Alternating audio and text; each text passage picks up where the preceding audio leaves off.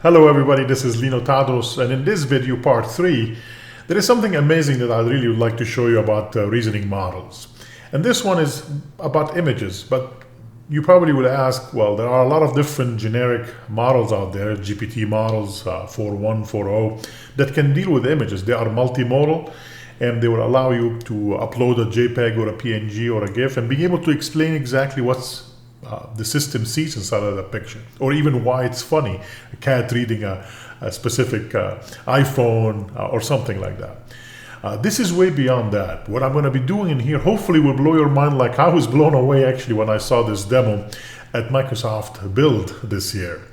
And what I would do, I'll actually upload a very small image, like 300 by 300 image of a piece of paper that somebody got in a foreign country, let's say Mexico for instance, that has different shows that are appearing on a specific day.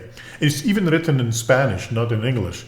And then I can actually ask the system not only to understand what this picture is trying to show, but I'm going to tell it that I have a flight tonight and I'm going back home and I would like you to find out if you can fit all the shows starting 12 o'clock today.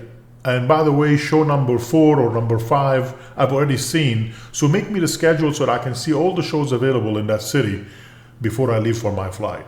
That requires a lot of going back and forth really, and thinking about really how can I fit based on the length of each one, 30 minutes, 60 minutes, the show that, or 10 shows for instance. So enough talking, let me go ahead and show you hopefully this amazing demo of a reasoning model. Alright, so the first thing I want to show you is the picture that I found in here. Notice it's 384 by 233. It's a very small image and it's not that great as a matter of fact. And right now I'm scaling it to 100%, but look what I go back in. Once I actually go back in, it's not even very good. It's very pixelated, but I could tell that is in Spanish, April 4th of 2025, and there are the names of 10 different shows in here and when they are available, at what time during that specific day, April 4th.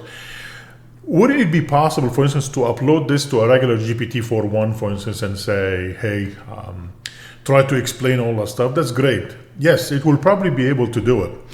But what I'm actually going to ask a reasoning model to do is to take a look at my schedule and also take a look at this schedule on April 4th for 2025 inside of this city, for instance, for all of these shows.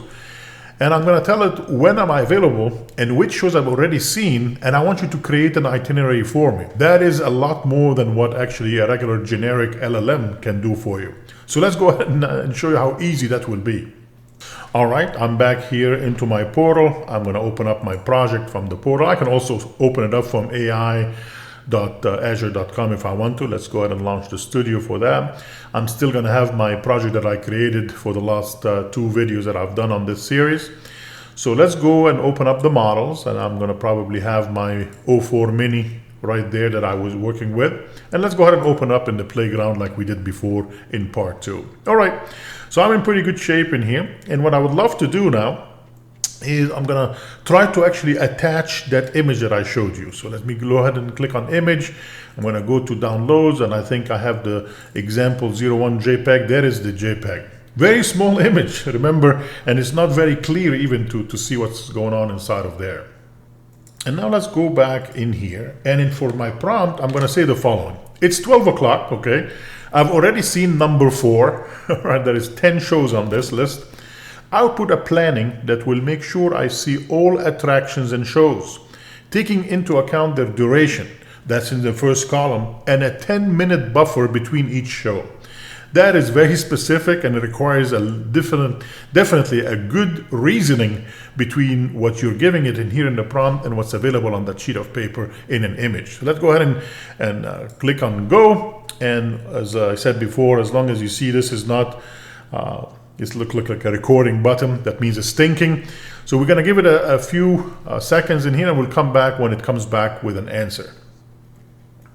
And by the way, while we're waiting for the answer to come back, remember the parameters. I would definitely recommend for you to try this with multiple reasoning efforts, like try it with high, with medium, with low. Change the maximum completion tokens from 100,000 to 40,000 to 70,000, and see which one would be the least cost for you to be able to understand something like this based on the business that you'll be doing, maybe trip advisors or something like that. But for right now, we'll wait a little bit more. This is definitely requires a lot of work to be able to figure this out, and we will see how many tokens and if it got the answer correct at the end as well. And believe it or not, it took about a minute already, and it all used 768 tokens for the output coming back. So let me see if it did this right. Here's a feasible itinerary starting at 12 o'clock, skipping number 4, you've already seen it, and leaving it at least a 10-minute break between each one of the shows. All times and durations are taken from the schedule on April 4th, 2025. Remember, the whole thing was in Spanish anyway, okay? So the show number 3, it was able to understand. The buffer is between 12:15 and 2025. I'm not gonna read all the stuff, but it did a pretty good job. Notice the shows skipped show number 4. There is only 3, 10, 7, 8, and in a way that you can actually see all of them except number 4 for that day on April 4th, and it did a pretty good job. You'll finish number 13 at 8:25 p.m., having seen all the remaining shows with at least 10 minutes to move between each. Enjoy. Isn't that pretty cool? I thought that was amazing when I saw that. Actually, in the next video, I'm going to show you even something that also blew my mind when I saw that at Microsoft Build as well. Being able to figure out things on its own in a dramatic way. So I hope this was useful to you to at least get a glimpse of what a reasoning model can do for you. And remember, this will only get better in the future. So this is going to definitely be an amazing future for us in software development and AI development in the future as well. I hope you enjoyed this video, give you a glimpse of that. Please like and subscribe, and I'll see you in the next video.